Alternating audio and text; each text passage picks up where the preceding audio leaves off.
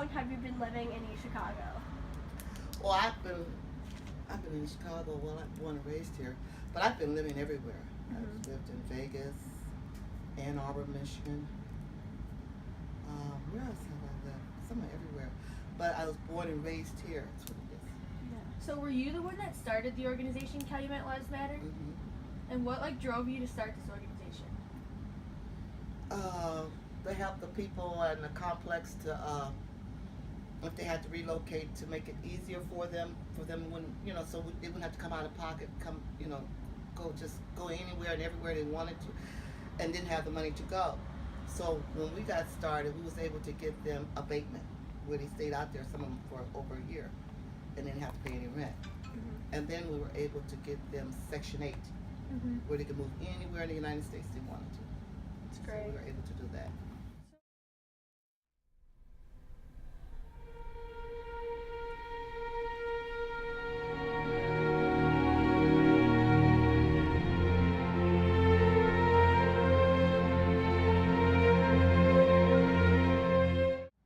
It's the original Calumet. Yeah. That's what we're focusing on now. And what we're asking for there is for that area to be revitalized. That's all we want. Yes. Just fix it up. But we have a mayor that doesn't care about this area, never cared about this area. It's always been a rivalry between that side of town and this side of town, because I don't go to the harbor, as they call it, myself. But he won't do anything for this area at all. That's why we have to get water's donated to us from all over. He won't donate any water because he just said he won't. He won't allow us to store it in our Martin Luther King Center. I told him there's no storing of water there. He has not given us, the city of Chicago has not given us not one bottle of water.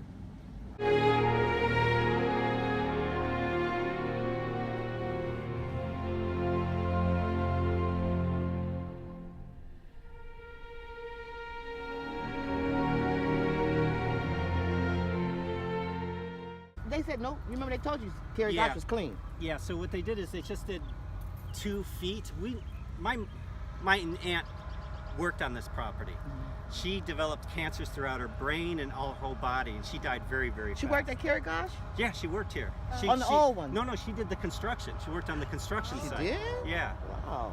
And so was part of the digging up of the property. And we know that when they did this cleanup here, or actually, when they built this, we know that the second one now. Yeah, then we know that IDEM showed up on site and said, hey, this land is contaminated, you can't just start digging here. But there's no records of them doing a cleanup.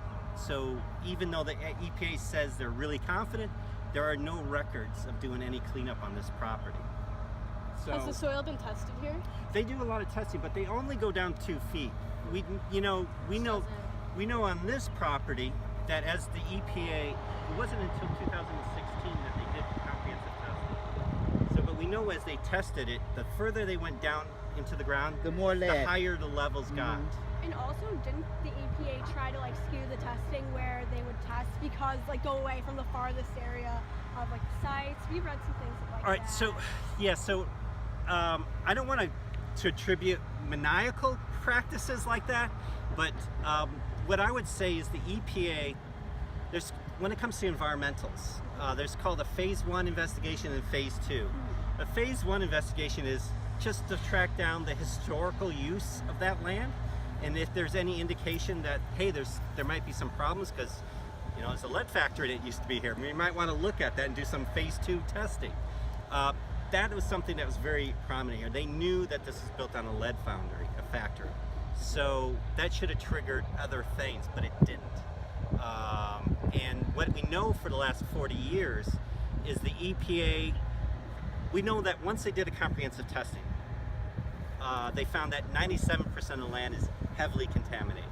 And so you probably already heard it. So it's, when I mean heavily contaminated, it's, they found lead levels at 91,000 parts per million. So 400 parts per million triggers a cleanup. This is 91,000, right? But they also found that 97% of the land was heavily contaminated, or emergency actions. 3% wasn't. But we also know that over the last 40 years, they somehow kept testing on that 3%.